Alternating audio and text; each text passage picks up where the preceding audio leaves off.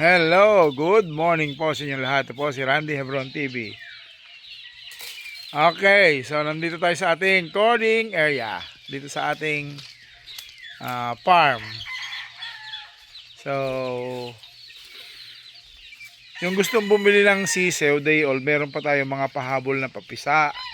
Kasi nga, yung ating mga sisew, day old pa lang, nabibili na. Tayo nangangailangan din dahil tayo may nursing student kaya tayo nagbebenta. Pero may itatali rin tayo, syempre mga 300, 400. Tingnan natin. So ngayon nandito tayo sa bagong baba na chicks.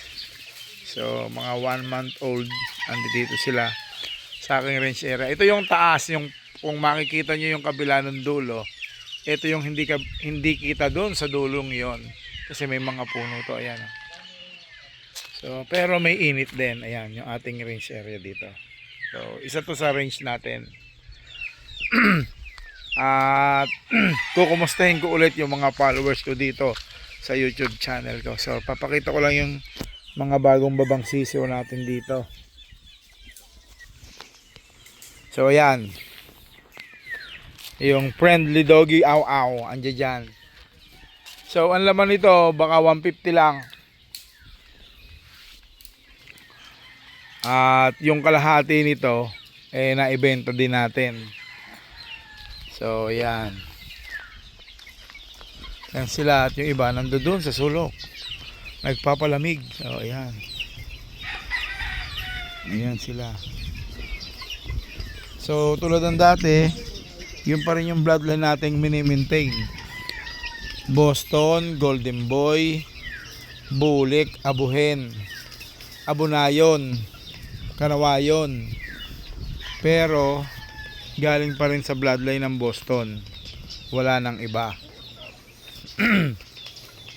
Sabi nung iba, bakit daw wala akong ibang bloodline? Ayun, meron pala akong yellow-legged hats. Meron konti. So, bakit daw ako hindi nagdadagdag ng bloodline? Sabi ko, ito ng kabisado ko eh.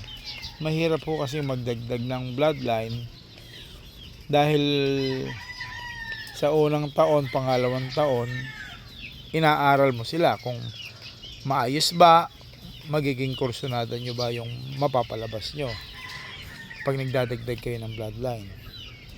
So, ito, kabisado ko na kahit nakapikit. Basta Escolin line o yung nabreed kong Hebron na Boston Roundhead. So yan, konti lang to mga to. So may mga abuhin ako yan oh. So yung iba, ilang piraso, mga natira dito sa February born, meron ding nakasama dito. Siyempre, hindi naman minsan nakukuha lahat ng sisew. Parang makukuha sisew, isang pisa, minsan 300. So, kaya ganun. So, kagandahan dito sa range na to. Merong malilim. Pero, hindi rin advisable sa range natin na puro lilim. Dapat meron ding naaarawan. Bakit? Kasi, hindi masyadong pumupula yung mata nila. Pag masyado silang kanlong ang tawag, yung puro silong sa araw, mas maganda pa rin yung naaarawan sila. So yun. So ito kabababa lang po nito kagabi. So kaya yan, nag-enjoy sila sa ating pawalaan or pagalaan or paalpasan ng sisiw. So yun dun sa kabilang range, dun sa kabila, hinarvest na, pinaharvest ko na. Tapos dito, in December born. So yun. Sa kukuha lang sa akin ng stag, wala po akong available na stag. Ano, walang laman dito.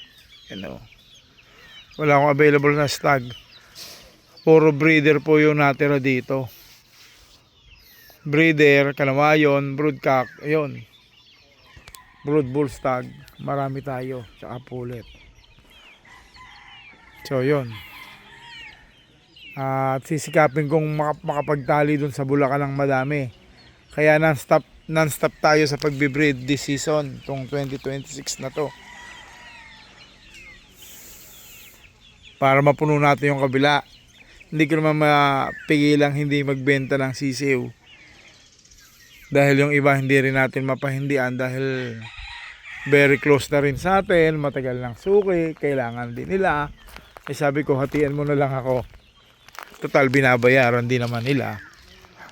So, yun. At saka maghahanap nga pala ako ng assistant breeder ko. Para siya na lang ang kakausapin ko sa aking mga sisiw. Yun. Ayan, doon si Tatang tsaka si Cedric. So, yung aso dito, napaka close sa mga sisiw. Ang babait ng aso dito. Kaya lang yung Belgian ko, iisa na.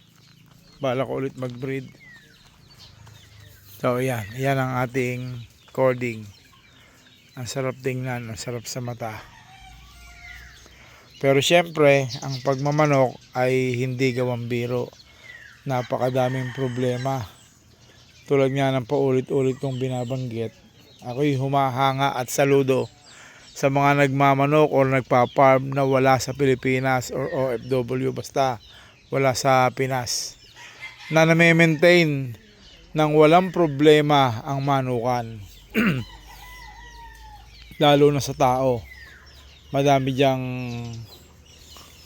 hindi okay, pero meron din namang okay. Oh, 'di ba? Yun ay totoo lang. Sa dami ng nagiging problema, lalo pagdating sa budget. Oh. Pati manok minsan nawawala. Lalo na yung mga wala sa farm, hindi hands-on. Eh ako hands-on eh. Nagkakaproblema pa ako. Binilin ko na, hindi pa rin nagagawa. Chechikin mo kinabukasan, hindi pa rin nagagawa. So, yun. Sa mga gustong magmanok, dapat galingan nyo, aralin nyo. Dapat alam nyo lahat.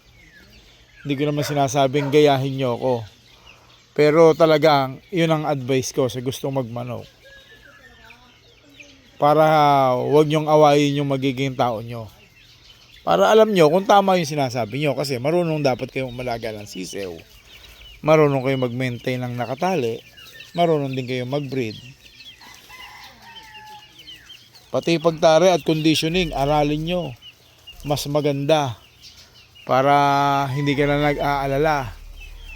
Oh, yun. Kasi ako po lahat gumagawa. Meron lang ako mga alalay or assistant. Ako tumatari, ako naghahanda, ako nagbe-breed.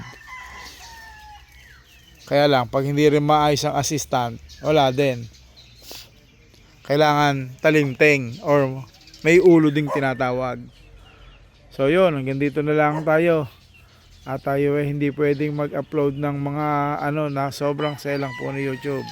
Sa gusto pong magtanong ng manok ko, o gustong makita, tingnan nyo na lang po sa Facebook o Randy Hebron with check, yung may blue badge ba tawag doon, may check yung Facebook natin. 48k followers.